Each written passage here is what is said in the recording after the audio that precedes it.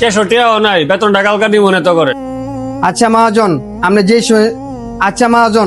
যে সময় মন চাই ওই সময় দিন, তবে কালকে থেকে আমরা কাজে আইতাম না। বেতন তো কইছি তো করে দিমু নাকি, তো তোর সমস্যা কি? কালকে থেকে কাজ হয় দিনে গেলে ক। সমস্যা হয়েছে আঙ্গ দুইজনে বসে বসে আর কতদিন এমনি বেতন দিবেন? ও আচ্ছা, এই কথা। তাহলে আমি তো করে একটা প্রশ্ন করি, আমার কথার উত্তর দে আগে।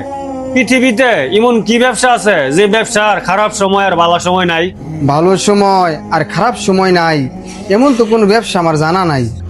তাইলে এবার তোর ওই ক, আমরা যদি এত তাড়াতাড়ি হতাশ হইয়া ব্যবসা বাণিজ্য বন্ধ কইরা বাড়িতে যায় বইয়া থাই, তাইলে কি আমগো সংসার চলবো, আমগো জীবন চলবো? কোনো কিছুতেই তাড়াতাড়ি হতাশ হইতে নাই, ধৈর্য ধরতে হয়।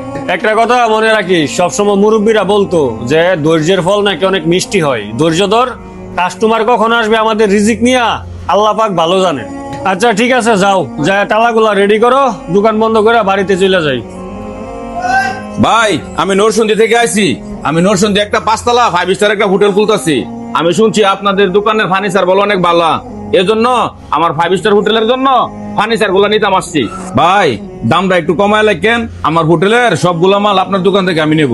ভাই, এই চৌষবুদ্ধি বাজারের যতগুলা ফার্নিচারের শোরুম আছে, সবগুলা শোরুমের চেয়ে আমার শোরুমের মালগুলা অনেক ভালো, আর দামটাও আপনার কাছে আমি অনেক কমে রাখবো। আচ্ছা ভাই, ঠিক আছে, আপনার একটা অ্যাকাউন্ট নাম্বার দেন, আমি কিছু টাকা অ্যাডভান্স করে যাচ্ছি। এ ধরেন ভাই, এটা আমার চেক বইয়ের নাম্বার, এই নাম্বারে টাকাটা পাঠান। ভাই দেখেন তো টাকাটা ঢুকছেনি? জি ভাই, টাকা আসছে, আর আপনি কোনো টেনশন করেন না, আমি সময় মতো আপনার হোটেলে মালগুলো পাঠিয়ে দিব।